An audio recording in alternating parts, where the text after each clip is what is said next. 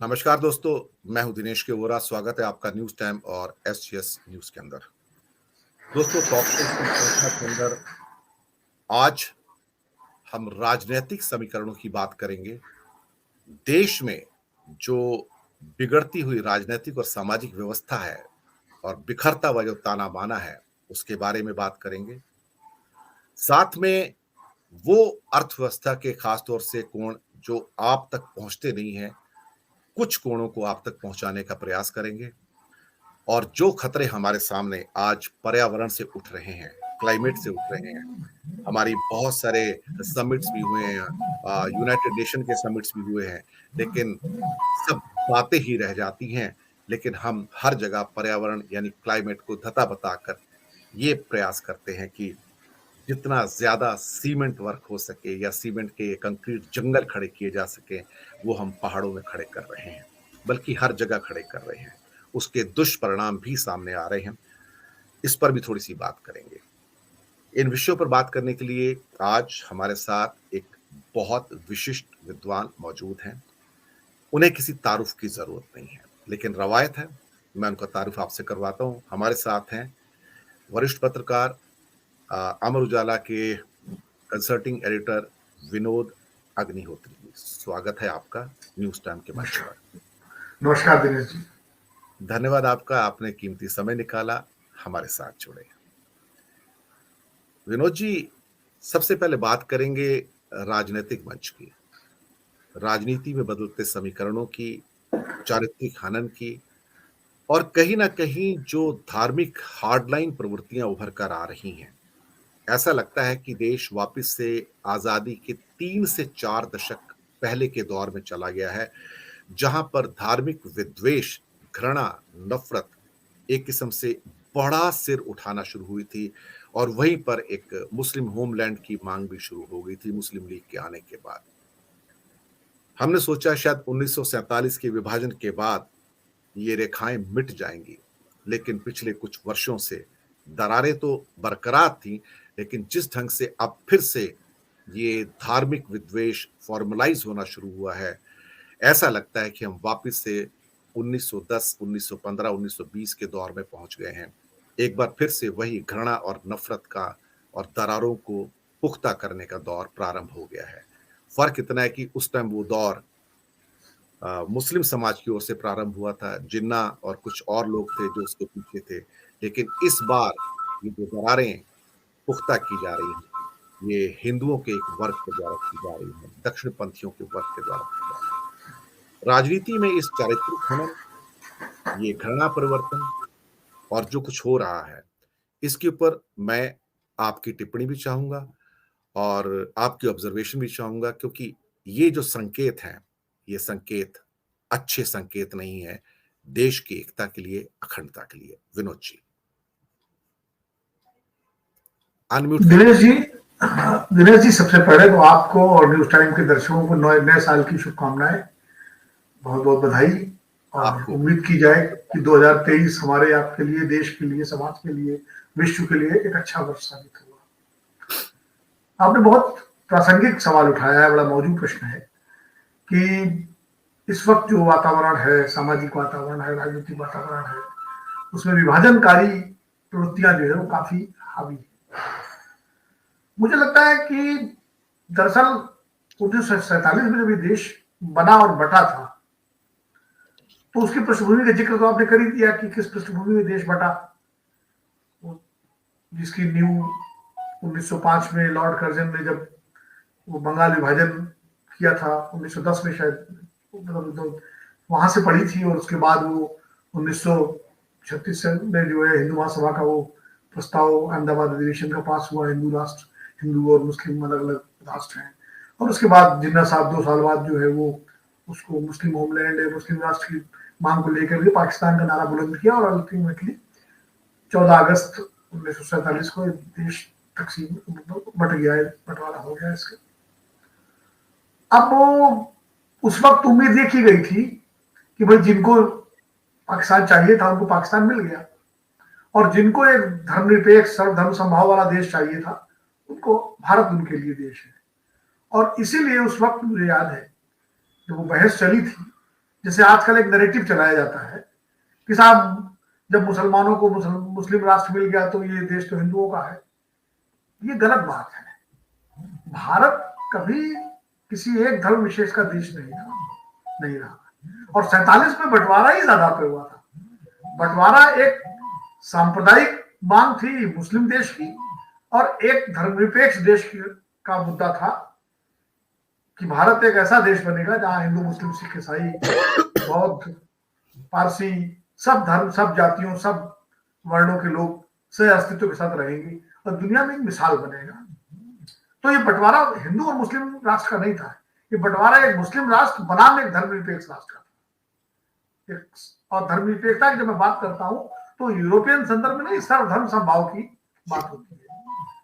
और इसलिए जो है गांधी, नेहरू, पटेल, मौलाना आजाद, डॉक्टर अम्बेडकर, डॉक्टर राजेंद्र प्रसाद, उस वक्त जो लोग थे, नेताजी तो उस वक्त नहीं थे लेकिन बाकी लोग जो थे, उन्होंने इस देश को एक सर्वधर्म समभाव पर आधारित धर्मनिरपेक्ष राष्ट्र बनाने की संकल्पना की।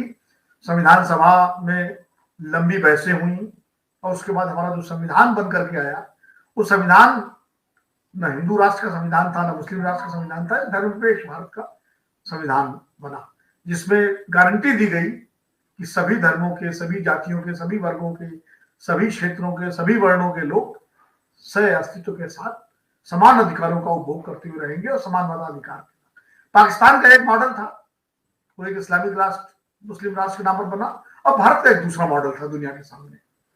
और हमें गर्व इस बात पर था कि अपने आप में एक अनोखा देश था। अलग अलग तरह के लोग, अलग अलग भाषाएं, अलग अलग संस्कृतियां, अलग अलग रहन सहन, वेशभूषा, खान पान, परंपराएं, रीति रिवाज, और उसके बाद एक मौलिक एकता कि हम भारतवासी हैं, जो संविधान का प्रियम्बल भी कहता है। इसीलिए ये संघीय ढांचा भी इसका, और साथ साथ में एक राष्ट्र भी। तो बड़ा अद्भुत किस्म का प्रयोग हमारे स्वतंत्रता आंदोलन के महारथियों ने, दिग्गजों ने किया था, और जो लगातार चलता भी रहा। हालांकि एक धारा उस समय भी थी विचार की, जिस विचार ने महात्मा गांधी को हमसे छीना और उसका लगातार मानना था, वो तिरंगे को नहीं मानती थी, वो संविधान का निरादर करती थी, उसके लिए धर्मनिरपेक्षता शब्द गाली था। वो जो है उसको लगता था कि ये भारत तो हिंदुओं का देश है, मुसलमानों ने इसको हिंदुओं से जीता और उसके बाद अंग्रेज आए तो अंग्रेजों के बाद हिंदुओं को मिलना चाहिए था। वो एक उनकी अवधारणा थी, वो अवधारणा भी चलती रही, लेकिन देश के जनमानस ने कभी उस धारणा को स्वीकार नहीं किया। हमेशा लोकतांत्रिक तरीके से चुनाव हुए और उन चुनावों में कांग्रेस पार्टी को बहुमत मिलता रहा। कांग्रेस पार्टी स्वतंत्रता आंदोलन से निकली हुई पार्टी थी। जवाहरलाल नेहरू जी के नेतृत्व में 16 साल 18 साल सरकारें चली, इसके बाद शास्त्री जी आए, फिर और आए, फिर बीच में जब गैर कांग्रेस सरकारें भी आई तो उसमें भी जो मूल तत्व था वो वही था जो संविधान हमारा कहता है। लेकिन 2014 के बाद सरकार जो आई वो तो उसने संविधान की शपथ ली। प्रधानमंत्री नरेंद्र मोदी जी ने संसद में जाकर के मत्था टेका, सबसे पहले संसद की सीढ़ियों पर उन्होंने संविधान की शपथ ली। संविधान की किताब, मुझे याद है वो दृश्य जो उन्होंने कहा सबसे बड़ी हमारी किताब यही है, देश इसी से चलेगा, और उन्होंने नारा भी दिया सबका साथ सबका विश्वास। बाद में 2019 में सबका विकास भी जुड़ गया उसमें।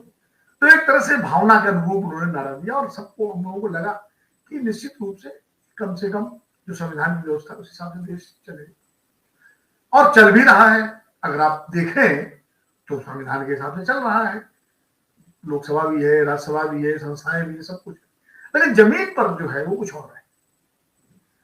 शुरुआती दौर था जमीन पर जब गाय के नाम पर, गौ रक्षा के नाम पर और तमाम नामों पर भीड़ हिंसा का दौर शुरू हो गया। जगह जगह जो है पहचान करके लोगों को मारा जाने लगा।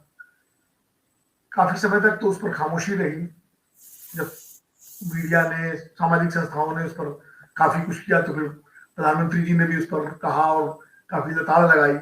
लेकिन वो प्रवृत्ति जो है काफी समय तक जारी रही। फिलहाल अच्छी बात है कि अभी इन दिनों उस तरह की घटनाएं जरा देखने को नहीं मिल रही फिलहाल।